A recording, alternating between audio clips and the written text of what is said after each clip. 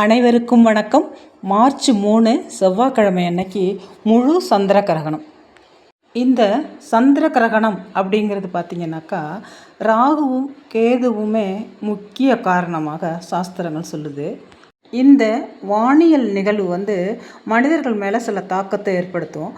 அதுவும் முக்கியமாக கர்ப்பிணி பெண்கள் இந்த நேரத்தில் வெளியில் போகக்கூடாது. இந்த சந்திர கிரகண நேரத்தில் வெளியில் போகக்கூடாதுங்க. அதே மாதிரி சாப்பிடவும் கூடாது. முன்னாடியே இந்த கிரகணம் ஆரம்பிக்கிறதுக்கு முன்னாடியே சாப்பிட்றணும்.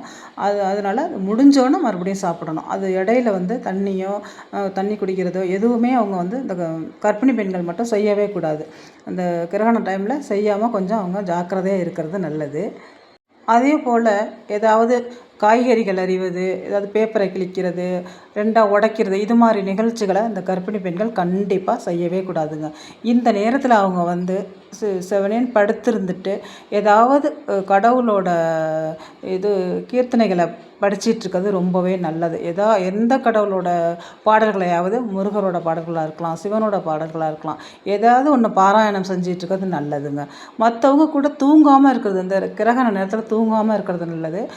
அதே போல் எல்லாரும் அந்த கிரகணத்துக்கு முன்னாடி சாப்பிட்டுட்டு கிரகணம் விட்டோன்னே தலைக்கு குளிக்கிறது ரொம்ப விசேஷம். முடிஞ்சவங்க கண்டிப்பாக கிரகணம் முடிஞ்சோடனே கண்டிப்பாக குளிச்சுட்டு விளக்கேற்றுறது நல்லதுங்க.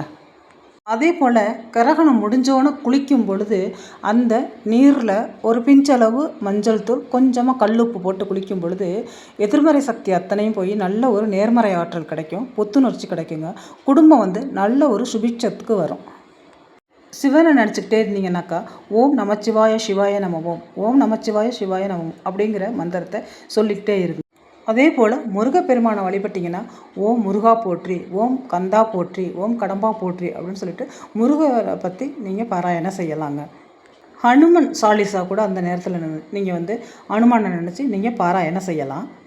இந்த சந்திர கிரகணம் என்பது சூரியனுக்கும் சந்திரனுக்கும் இடையில் பூமி நேர்கோட்டில் வரும்போது ஏற்படும் ஒரு நிகழ்வு தான் இந்த சந்திர கிரகணம். அப்போது பூமியானது சூரிய ஒளியை சந்திரன் அடைவதை முழுமையாகவோ அல்லது பகுதியாகவோ தடுக்கும் ஒரு நிகழ்வு தான் இந்த சந்திர கிரகணம்.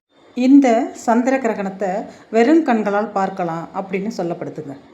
சூரியன், பூமி, சந்திரன் இந்த 3 ஒரே நேர்கோட்டில் வர்றது தான் இந்த சந்திர கிரகணம். அப்படின்னு பார்த்தீங்கன்னா சந்திரன் பூமியை சுற்றும், பூமி சூரியனை சுற்றுகிறது. அப்போது பூமி சூரியனுக்கும் சந்திரனுக்கும் நடுவில் வரும்பொழுது பூமியின் நிழல் சந்திரன் மேல் விழுகிறது. இதனால் பூமியின் நிழல் ஒரு பகுதி சந்திரனை மறைக்குங்க. இதுதான் முழு சந்திர கிரகணம். இந்த நிகழ்வு பார்த்திங்கனாக்கா பொதுவாக பௌர்ணமி அன்னைக்கு தாங்க நடைபெறும். இந்த முழு சந்திர கிரகணம் மாலை 4:45 மணிக்கு தொடங்கி 5:10 மணிக்கு நல்ல ஒரு காட்சி தருமா, நல்லா ரெட் கலரில் காட்சி தருமா. மேலும் பார்த்திங்கனாக்கா ஒரு 5:40 மணிக்கெல்லாம் இந்த சந்திர கிரகணம் முடிவடைஞ்சிரும் அப்படின்னு சொல்லப்படுது. ஆனால் பார்த்திங்கனாக்கா தமிழ்நாட்டில் ஒரு டைம், டெல்லியில் ஒரு டைம், சத்தீஸ்கரில் ஒரு டைம், அந்த அந்த ஸ்டேட்டுக்கும் ஒரு நேரத்தில் தான் தெரியும் அப்படின்னு சொல்லப்படுது. மொத்தத்தில் ஒரு 58 நிமிஷம் இது நடக்கும் அப்படின்னு கணிக்கப்பட்டிருக்கு. நீங்கள் என்ன பண்ணுறீங்கன்னா இந்த சந்திர கிரகணத்தன்று வேப்பிலையை பறித்து வாசலில் செருகி வச்சுருங்க. அடுத்தது பார்த்திங்கனாக்கா பூஜை அறையில் ஒரு டம்ளர், ஒரு கிளாஸ் டம்ளர் எடுத்துக்கோங்க. அதில் ஒரு 3/4 டம்ளர் தண்ணி எடுத்துக்கோங்க. கூடவே ஒரு பிஞ்சளவு மஞ்சள் தூள் போட்டு அதில் தர்ப்பப்புல் இருந்தால் கண்டிப்பாக இன்றைக்கி தர்ப்பப்புல் இருந்துச்சுனாக்கா ரொம்ப விசேஷம். இல்லாதவங்க வாங்கிக்கிங்க. அந்த தர்ப்பப்புல்லை கொஞ்சம் நறுக்கி அதுக்குள்ளே போட்டு வச்சுருங்க. அதே போல் நீங்கள் வீட்டில் வச்சுருக்க பொருள்கள் எல்லா பொருள்களுமே லேசாக போட்டு விடலாங்க. சின்னதாக கட் பண்ணி அந்த தர்ப்பப்புல்லை எங்கே பார்த்தாலும் நீங்கள் போட்டு வச்சுருங்க. உணவுப் பொருள்கள் கூட போடலாம், அதனால் ஒன்றும் தப்பு கிடையாது. அந்த தோஷம் படாமல் இருக்கும். அதுக்காக தான் அந்த தர்ப்பப்புல் இன்றைக்கி மெயினாக அந்த தர்ப்பப்புல்லுக்கு தான் முக்கியத்துவங்க. அதனால் அந்த தர்ப்பப்புல்லை போட்டு வச்சுருங்க. இந்த கிளாஸில் தண்ணி, ஒரு பிஞ்சளவு மஞ்சள் தூள், இந்த தர்ப்பப்புல்லை போட்டு நீங்கள் பூஜை அறையில் வச்சுடுங்க. உங்களோட இன்றைக்கி நீங்கள் எந்த கெட்ட எண்ணத்தையும் நினைக்காமல் உங்களோட வேண்டுதல்களை மட்டும் வேண்டிக்கிங்க. அதே போல் கடவுளோட பாடல்களை பாராயணம் செஞ்சுக்கிட்டே இருங்க. கர்ப்பிணி பெண்களை தவிர மற்ற எல்லாருமே நீங்கள் இந்த சந்திர கிரகணத்தை கண்ணால் பார்க்கலாம். இந்த கிரகணம் முடிஞ்ச உடனேயே நீங்கள் வந்து வீடு வாசல்லாம் சுத்தம் பண்ணி இல்லை மோப்பு போட முடிஞ்சால் போட்டுட்டு நீங்கள் தலைக்கு குளிச்சிடுறது நல்லதுங்க. இல்லை என்னால் குளிக்கலாம் முடியாது, வீடு வாசல்லாம் என்னால் மோப்பெல்லாம் பொழுதுனையும் போட்டு விட்டுருக்க முடியாது, அலச முடியாது அப்படின்னு நினச்சிங்கன்னாக்கா, வீட்டில் வந்து இந்த கிரகணம் முடிஞ்ச உடனேயே நீங்கள் பூஜை அறையில் வச்சுருக்க அந்த தண்ணி மஞ்சள் தூள் போட்டு வச்சுருக்கீங்க இல்லையா, தர்ப்பப்புல் போட்டு அதை அப்படியே எடுத்துகிட்டு வந்து வீடு முழுக்க நல்லா வீடு கொல்லை பக்கம் வீடு எல்லாமே நல்லா வந்து தெளித்து விட்டுருங்க.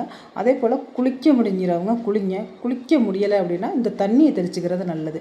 இதை தெளிக்காமல் இருந்துடாதீங்க, தோஷம் படும். அதனால் வந்து சிம்பிளாக அந்த தண்ணியாவது நீங்கள் தெளிச்சிக்கிறது நல்லது. இந்த ஆண்டின் முதல் சந்திர கிரகணம் வந்து இரத்த நிலா. ஏன்னா வந்து நிலா வந்து இந்த நேரத்தில் நல்லா ரத்த கலரில் இருக்குவாங்க. அதனால் இரத்த நிலா அப்படின்னு சொல்லிட்டு அழைக்கப்படுது. இந்த நேரத்தில் நம்ம வேண்டிக்கிற அத்தனை நிகழ்ச்சிகளும் நடக்கும்.